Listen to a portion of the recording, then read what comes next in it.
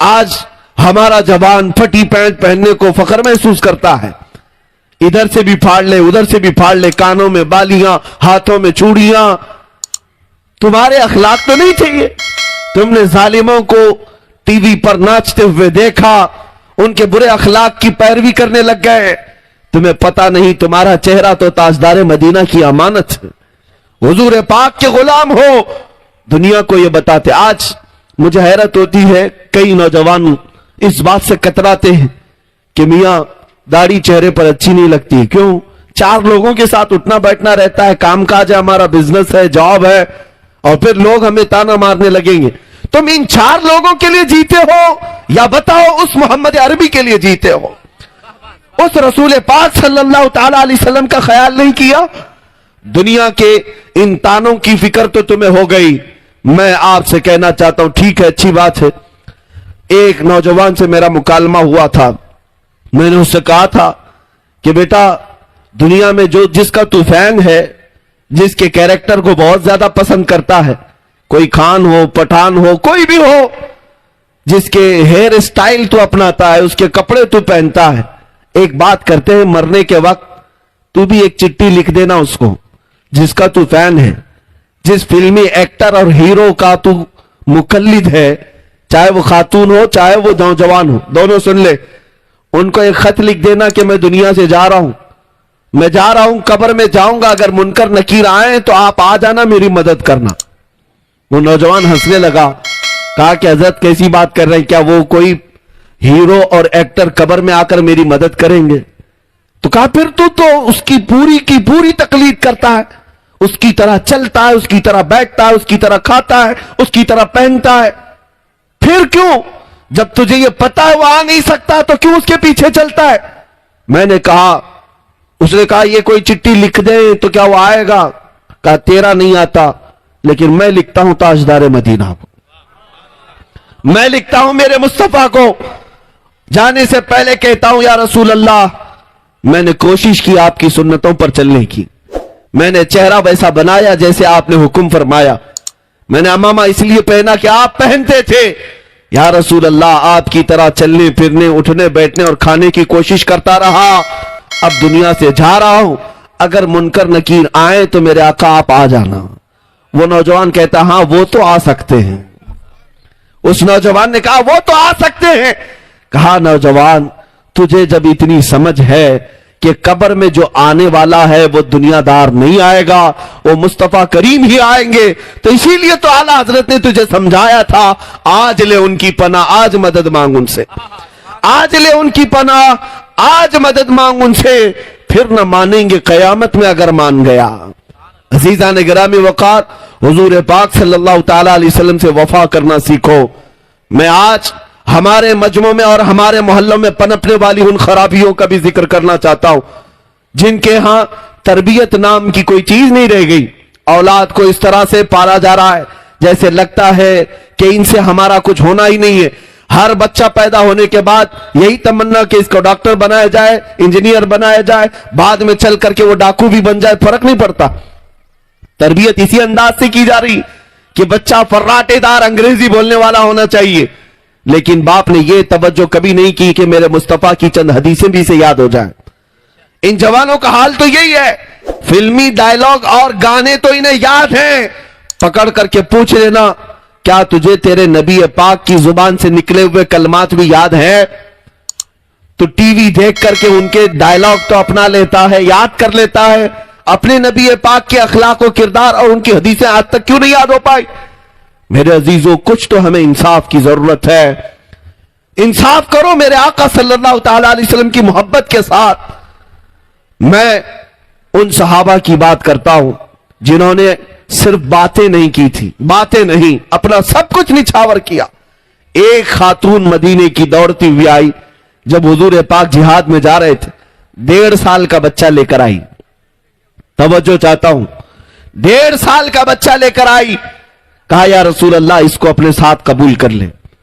صحابہ دیکھ کر حیرت میں تھے، دودھ پیتا ہوا بچہ ایک عورت لے کر کے آ گئی، یہ میدان جہاد میں جانے والے صحابہ کے ساتھ۔ حضور صلی اللہ تعالی علیہ وسلم نے اس سے پوچھا کہ خاتون یہ کیا ہے؟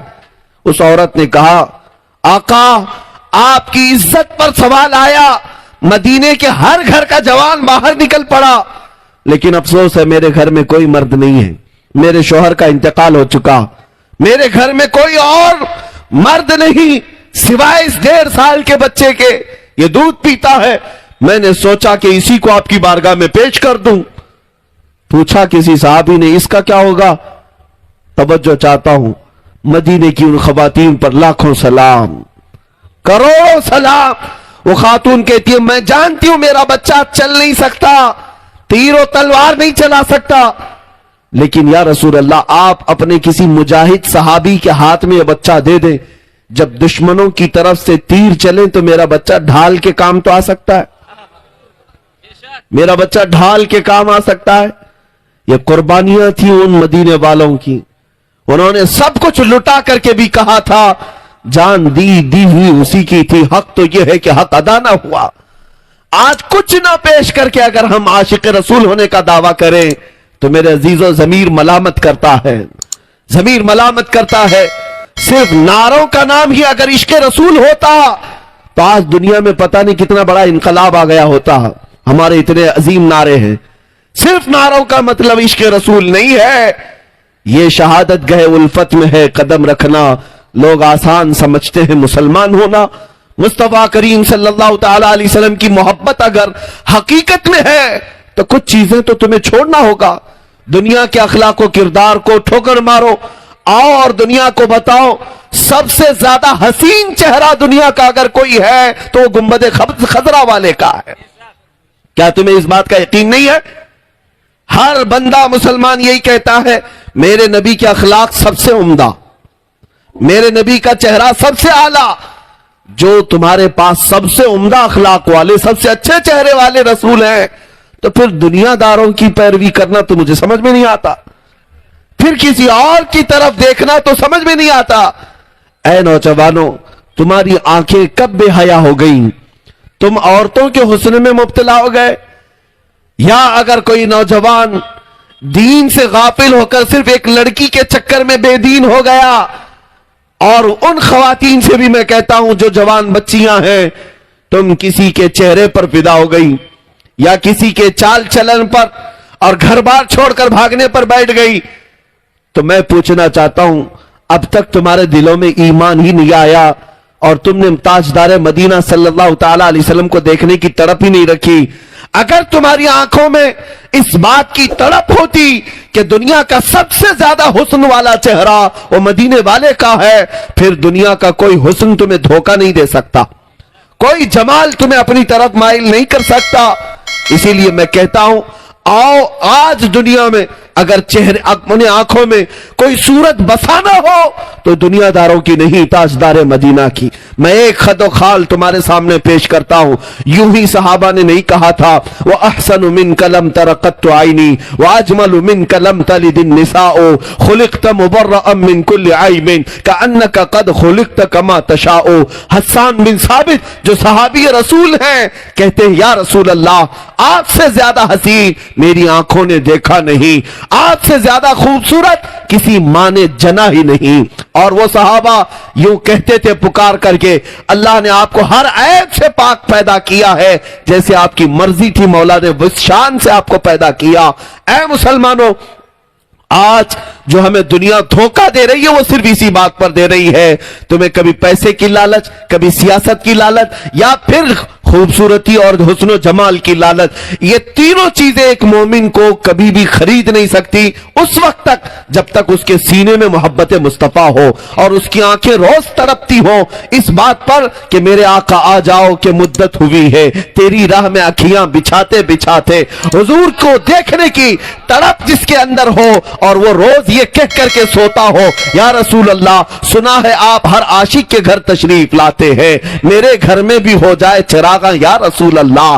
جس مومن کی یہ تڑپ ہو کہ میں دیکھوں گا تو مصطفیٰ کے حسن کو دیکھوں گا، میرا یقین یہ ہے پوری دنیا نہ اسے حسن میں مبتلا کر سکتی ہے، نہ مال و دولت سے خرید سکتی ہے، نہ حکومت و سیاست سے اسے بدل سکتی ہے، صرف اور صرف شرط یہ ہے اپنی آنکھوں میں تڑپ اور تمنا پیدا کرو تو اس مصطفیٰ کو دیکھنے کی تڑپ پیدا کرو۔ شہزادہ اعلیٰ حضرت حجت الاسلام بلکہ مفتی اعظم ہند کی یہ بات یاد رکھنا، ان بزرگوں کو جو تقوی حاصل تھا وہ آنکھوں کی اسی تڑپ کی وجہ سے، ان کو جو عشق حاصل تھا مصطفیٰ سے اسی آس اور تمنا کی وجہ سے مفتی اعظم نے بارگاہ الہی میں یوں دعا کی تھی، کچھ ایسا کر دے میرے کردگار آنکھوں میں، ہمیشہ نقش رہے روئے یار آنکھوں میں، انہیں نہ دیکھا تو کس کام کی ہے آنکھیں کہ دیکھنے کی ہے ساری بہار آنکھوں میں۔